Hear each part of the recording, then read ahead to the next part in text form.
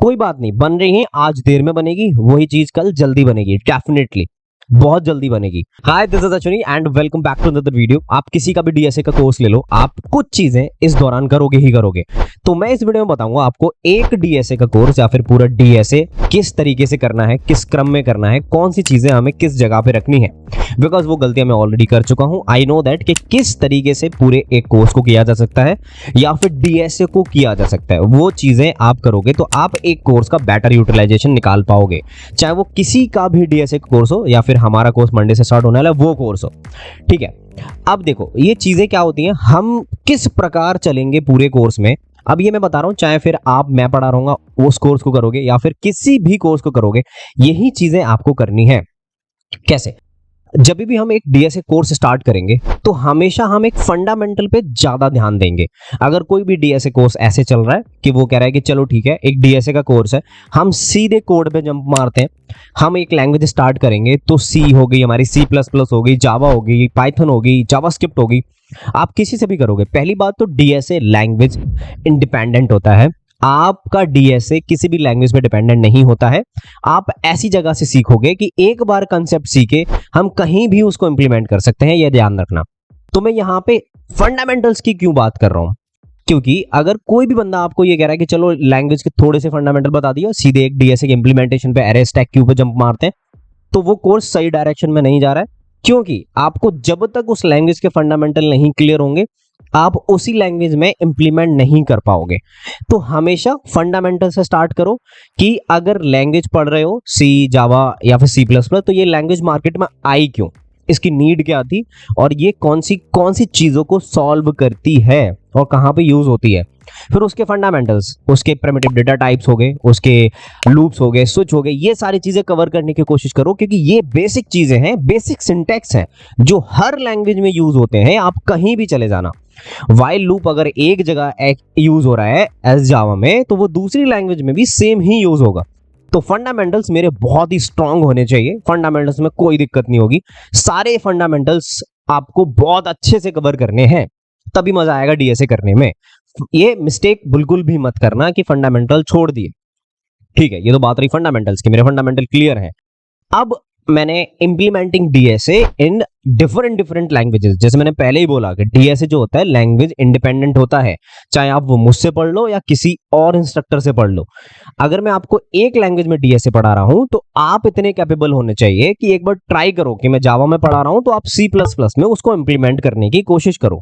तो अगर आपके मन में ये वाला डाउट है कि कोई, अगर मैं जावा से पढ़ा रहा हूं, जो बैच स्टार्ट हो रहा है उसमें मैं जावा से पढ़ाऊंगा, कि भैया सी प्लस प्लस से पढ़ा दो, पाइथन से पढ़ा दो, आप खुद कर लोगे, ट्रस्ट मी। आपको वो कंसेप्ट दिमाग में घुसना चाहिए कि भाई ये वाला क्वेश्चन कैसे हुआ, ये वाला कंसेप्ट कैसे चल रहा है, ये चीजें आपके दिमाग में जानी चाहिए।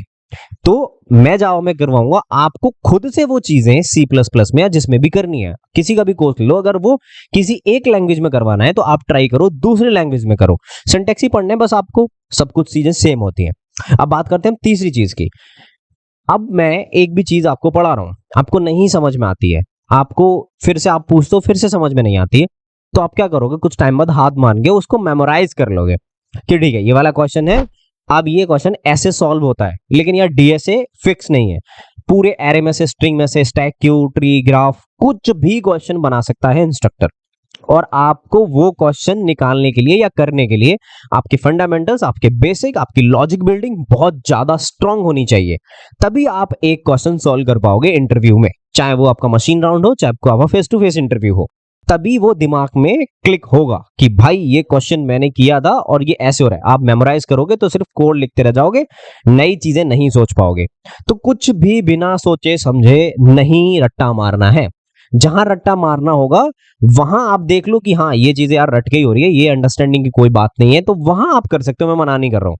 एट द एंड एक लर्निंग का प्रोसेस होता है। देखो ये सब बोलते हैं कि रट्टा मत मारो, रट्टा मत मारो, आप मारते रट्टा ही हो, लेकिन अगर आप सोच के समझ के और उसको पूरी अच्छी तरीके से अंडरस्टैंडिंग लेके रट्टा मारोगे, उसको रट्टा मारना नहीं कहते हैं।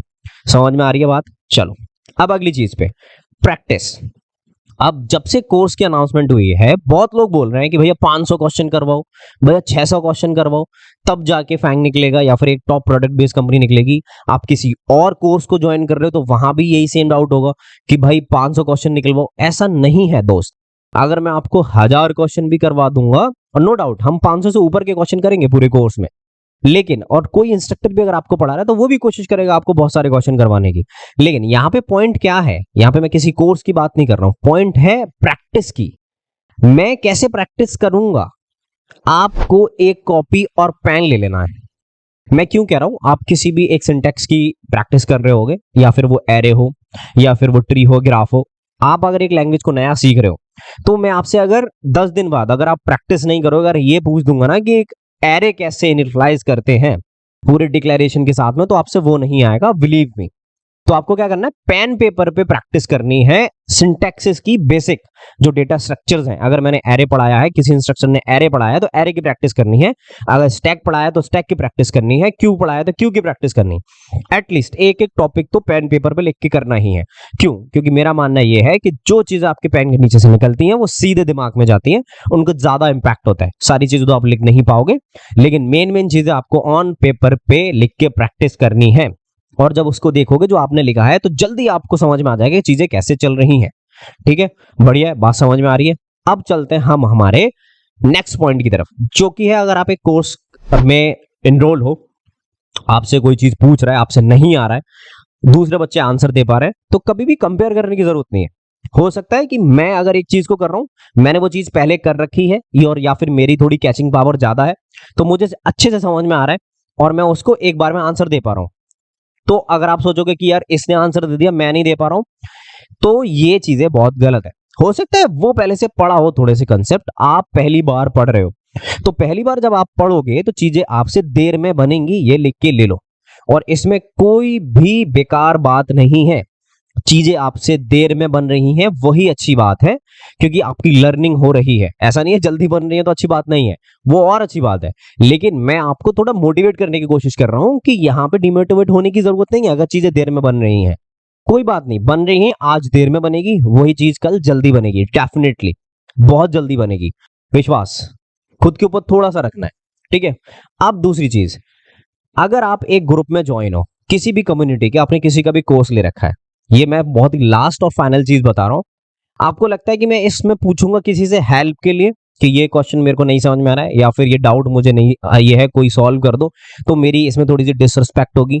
ऐसा कुछ नहीं है, आप अपने ही जैसे लोगों से, बहुत सारे लोग हैं एक ग्रुप में, किसी कम्युनिटी में, वहां जाके आप क्वेश्चन पूछो, आपको लोग बताएंगे। हो सकता है तो आपके साथ ग्रुप स्टडी करेंगे।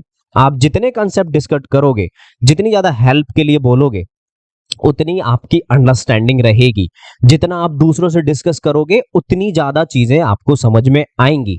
तो इस तरीके से पूरे प्लॉट में, पूरे एक एक क्रम में आपको कैसे चीजें करनी है आपको समझ में आ रही होंगी। पूरा एक कोर्स टोटल बिगिनिंग से लेके एडवांस तक आपको कैसे लेके जाना है ये भी समझ में आ रही होंगी।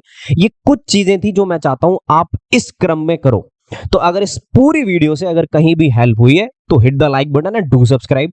मैं मिलता हूं नेक्स्ट वीडियो में, तब तक कोर्स लॉन्च होने वाला है मंडे को, फ्री ऑफ कॉस्ट है, जाके आप सब्सक्राइब कर लो। नीचे दूसरे चैनल का भी लिंक है, वहां पे आपको लाइव रिकॉर्डिंग्स भी मिल जाएंगी, जो लाइव कोर्सेज होंगे उनकी रिकॉर्डिंग मिल जाएगी लाइव क्लास की। मैं मिलता हूं आपसे नेक्स्ट वीडियो में, टेक केयर, बाय बाय।